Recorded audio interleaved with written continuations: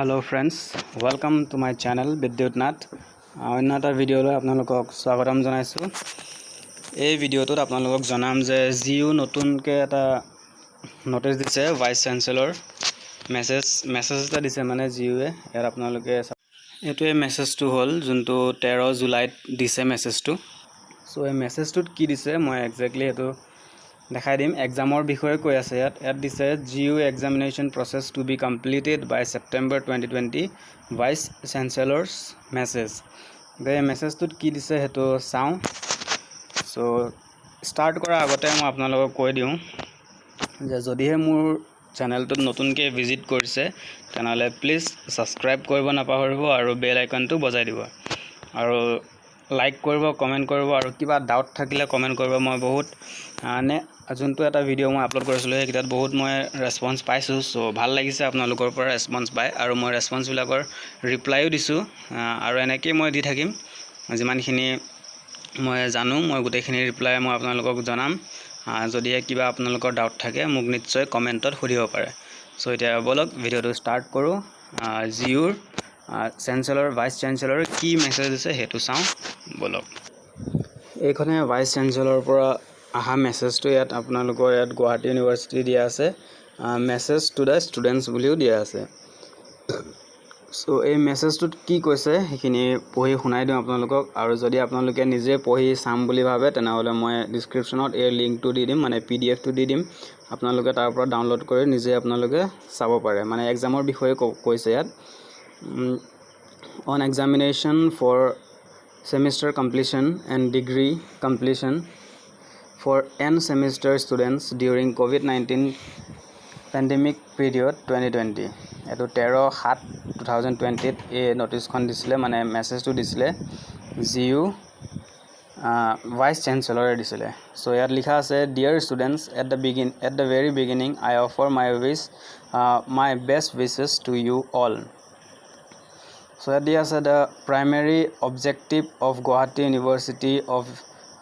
University at this moment is to bring a completion to the ongoing semester and allow the students to progress towards their academic objectives.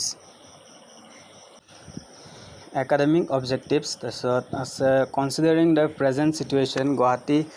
University has decided to carry out the examination and other academic activities on the basis of the recent UGC guideline. মানে UGC যোনটো guideline দিছিলে recently, সেই guidelines মানে সেইটো মই যদি আপোনালোকক লাগে মই সেইটো মই ডিছক্ৰিপশ্যনত দি দিম UGCৰ গাইডলাইনছটো। য'ত কৈছিল সব এক্সাম কম্পালচাৰী হয়, পাতিবই লাগিব, সব ইউনিভাৰ্চিটিয়ে পাতিবই লাগিব এক্সামবিলাক। চ' বাই 20 ছেপ্টেম্বৰ আগত মানে গোটেইখিনি এক্সাম পাতিব লাগিব। চ' মই সেই PDF-টো মই আপোনালোকক ডিছক্ৰিপশ্যনত দি দিম আৰু প্লাছ এইটোও মই দি দিম। চ' আপোনালোকে নিজে এবাৰ চাই ল'ব পাৰিব। UGC ৰিভাইজড গাইডলাইন 6/7 মানে 6 তাৰিখে উলিয়াইছিল এইটো। আৰু UGC ষ্টেণ্ডাৰ্ড অপাৰেটিং প্ৰচিডিউৰ মানে যোনটো এটা SOP বুলি আছিলে সেইটো ষ্টেণ্ডাৰ্ড অপাৰেটিং প্ৰচিডিউৰ। তাত কৈছিল যে সব গোটেইখিনি এক্সাম পাতা হ'ব বাই ছেপ্টেম্বৰত গোটেইখিনি এক্সাম পাতা হ'ব। আৰু গোটেই সব ইউনিভাৰ্চিটিকে এইটো এটা মেছেজ দিছিল UGCয়ে। চ' ইয়াত নেক্সট আছে a detailed work plan and optimization of the examination procedure for the students of GU is underway. I would like to mention that an exclusive and student-friendly procedure is to be implemented at GU so that maximum benefit can be assured to the students. GU will implement a mixed procedure of examination and may give only a marginal weight to the online mode. A detailed procedure and calendar of examination will be published immediately on completion of ongoing lockdown in Guwahati. যেহেতু এটা lockdown চলি আছে গুৱাহাটীত, চ' প্ৰচেছবিলাক লাহেকৈ গোটেইখিনি details আকৌ নতুনকৈ notice দিব গুৱাহাটী ইউনিভাৰ্চিটিয়ে। চ' তাৰ কাৰণে অলপ অপেক্ষা কৰিব লাগিব। আৰু ইয়াত দিয়া আছে GU plan to complete all examination procedure by 30 September 2020। গোটেইখিনি এক্সাম যি এক্সাম হ'ব লাগে সেই এক্সামবিলাক 30 তাৰিখৰ আগত মানে ছেপ্টেম্বৰ 30 তাৰিখৰ আগত গোটেইখিনি ছেটেল হৈ যাব। I would like to request the student to go for form filling up of examination form so that the number of students aspiring for promotion to the next semester or award of final degree can be assured. The date of form fill-up will be extended to facilitate all the students. So যেহেতু এতিয়ালৈকে second সেমৰ আৰু second সেমৰ form fill up এতিয়ালৈকে খোলাই নাই কিয় খোলা নাই লকডাউনৰ কাৰণে এতিয়ালৈকে হেতু খোলাই নাই মানে অনলাইন ফৰ্ম ফিল আপ হোৱাই নাই সেকেন্ড সেমৰ কাৰণে সো হেখিনিও কেতিয়া কি হয় নাজানো লকডাউন শেষ হলে গুটেখিনি আহিব লকডাউন শেষ হলেহে মানে ফৰ্মটো খুলিব আকৌ অনলাইন পোৰ্টেল খুলিব সো এট এক্সাম সবৰ কাৰণে হ'ব সবৰ এক্সাম হ'বই ইয়াত দিয়া আছে to the next semester or award of final degree next semester মানে কি এতিয়া যদি কোনোবা থাৰ্ড সেমিষ্টাৰ আছে ফৰ্থ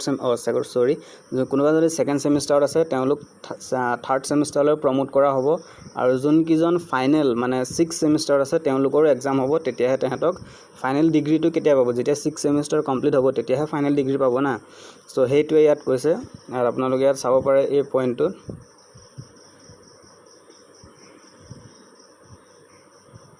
এইখিনিত চাব পাৰে আপোনালোকে ইয়াত দিয়া আছে aspiring for promotion to the next semester second সেমৰ পৰা যেতিয়া থাৰ্ড সেম যাব হেতু এটা নেক্সট সেমিষ্টাৰলৈ গলো আৰু যেতিয়া 6 সেমিষ্টাৰ হ'ব 6 সেমিষ্টাৰ এক্সাম দিয়া পাছত যেতিয়া 6 সেমিষ্টাৰ যে এক্সাম দিম কমপ্লিট হ'ব ফাইনেল ৰিজাল্ট ওলাব হেতু হল জিইউ আন্ডাৰ গ্ৰেজুৱেট আসলে 6 সেমিষ্টাৰ লৈকে আন্ডাৰ যেতিয়া 6 সেমিষ্টাৰ পাস হম তেতিয়া আমি কলে যাম পিজি লৈ যাম মানে পোষ্ট গ্ৰেজুৱেট হ'বগৈ গ্ৰেজুৱেট কমপ্লিট হ'ব তেতিয়া গ্ৰেজুৱেট যেতিয়া কমপ্লিট হ'ব তেতিয়া ফাইনেল ডিগ্ৰীটো আমি পাম সো ইয়াত দিয়া আছে and the date of form fill up will be extended to facilitate all the students আৰু এতিয়ালৈকে ডেটটো আকৌ এক্সটেন্ড কৰা হ'ব ফৰ্ম ফিল আপৰ সো টেনচন ল'ব নালাগে আপোনালোকে আৰু দিয়া আছে I have been receiving communication from a huge number of students undergraduate and postgraduate of all branches engineering BA law etc through email WhatsApp phone message etc on examination related issues যেহেতু বহুত প্ৰবলেমৰ কাৰণে সবে তেওঁলোকৰ এক্সামৰ ওপৰত depend কৰে so তেহেতৰ exam কেতিয়া হ'ব এতিয়া যেহেতু লকডাউন হৈ আছে কলেজ সব বন্ধ আৰু সবে বিচাৰে যে এক্সাম কেতিয়া হ'ব যদি সাডেনলি এক্সাম পাতি দিয়া হয় তেতিয়াতো প্ৰবলেম হ'ব না ষ্টুডেন্ট বিলাকৰ কাৰণে সো সব ষ্টুডেন্টটো নিজৰ যোনখিনি সুবিধা অনুমতিয়েটো সবে হেৰি বিচাৰিব পঢ়িব কৰিব মানে বিচাৰিব সো সব ষ্টুডেন্টে কি কৰিছে সাৰক মেছেজ দিছে মানে গুৱাহাটী ইউনিভাৰ্সিটিক ইমেইল মেছেজ যি পাৰে সবে তেনেকে খুধি আছে মানে কেতিয়া পৰীক্ষা হ'ব কেতিয়া কি হ'ব এইবিলাক সো হেতু ইয়াত সাৰে মেছেজটোত কৈ দিছে so next it is personally not possible to reply all such communications এটো হয়ও হসাকে হয় কাৰণ কেনেকে যদি ইমান কিটা ষ্টুডেন্টে যদি কৰিব মেছেজ কৰিব ইমেইল কৰিব কেনেকে ৰিপ্লাই দিব সো তেও এই মেছেজটোত গুটেখিনি ডিটেইলছ লিখি পেলাই পাবলিশ কৰি দিছে আৰু দিছে through this message I wish to convey that there will be some form of examination for all levels but with an exclusive and student friendly procedure I request them to continue study on their own convenience exam to ekdom student friendly hobo mane ধুনিয়াকে হ'ব ভালকে হ'ব so ইমান ভয় খাব নালাগে বা ইমান problem হ'ব নালাগে আৰু আই কৈছে যে পঢ়া শুনাটো নিজৰ কনভিনিয়েন্স মতে মানে নিজৰ সুবিধা মতে পঢ়া শুনা কৰিব দিছে so I have also received memorandum submitted online by a number of students organization expressing their appeal concern and demand with regards to examination and other academic issue in the COVID-19 situation I acknowledge the receipt of their memoranda the concerns of the students are under consideration GU is all prepared to restart all pending activities examination admission start of new session etc as soon as the reopening of the higher educational institution in India will come into force I invite support and cooperation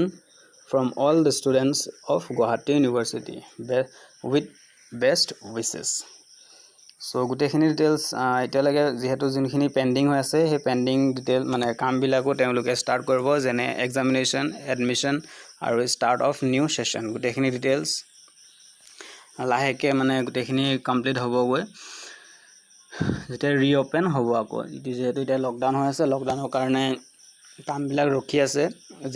যেনে admission examination এইবিলাক ৰখি আছে so যেতিয়াই গোটেইখিনি normal আহি যাব normally যেতিয়া হ'ব তেতিয়া গোটেই ফাইনেল ষ্টেপছবিলাক লোৱা হ'ব সো এই মেছেজটোৰ পৰা মই এটোৱে ক'ব বিচাৰিলোঁ যে এক্সামিনেশ্যন হ'ব আৰু সেই এক্সামিনেশ্যনটো 30 ছেপ্টেম্বৰৰ এট দিয়া আছে জিউ প্লেনছ মানে plan to complete all examination procedure by 30 September মানে প্লেনহে কৰিছে এইটো সো বাই 30 ছেপ্টেম্বৰ গোটেইখিনি এক্সামবিলাক যাতে হ'ব লাগে তেওঁলোকে প্লেন কৰিছে সো মেছেজটো মই আপোনালোকক কৈ দিলোঁ সো হিমানখিনি মই এই পিডিএফটো ডেসক্ৰিপচনত দি দিম আপোনালোকে নিজে ডাউনলোড কৰি চাব পাৰিব আৰু যোনটো ইউজিচিৰ ৰিভাইজড গাইডলাইন আছিলে ৰিসেন্টলি যোনটো ওলাইছিল হেতু মই আপোনালোকৰ ডেসক্ৰিপচনত দি দিম যি মানে মই পাইছো ইনফৰমেশন গোটেইখিনি মই ডেসক্ৰিপচনত দি দিম আপোনালোকে তাৰ পৰা চাই নিজৰ সুবিধা মতে লৈ ল'ব পাৰিব সো আজিলে ভিডিওটো ইমানতে সমাপ্ত কৰিছো এটোৱে মই ক'বলৈ মই ভিডিওটো বনাইছিলো সো হিমানখিনিয়ে কৈ মোৰ ভিডিওটো সমাপ্ত কৰিছো আৰু যদি এতিয়ালৈকে মোৰ ভিডিওটো চাই আছে আৰু এতিয়ালৈকে যদি লাইক কৰা নাই তেনহলে প্লিজ লাইক কৰিব কমেন্ট কৰিব আৰু শেয়াৰ কৰিব যাতে বেলেগ ষ্টুডেন্ট বিলাকৰো সহায় হয় আৰু যদি সাবস্ক্ৰাইব কৰা নাই তেনহলে প্লিজ সাবস্ক্ৰাইব বাটনটো টিপিব আৰু ওচৰত থকা বেল আইকনটো বজাই দিব যাতে মই নতুন ভিডিও যেতিয়া আপলোড কৰো আপোনালোকৰ আগত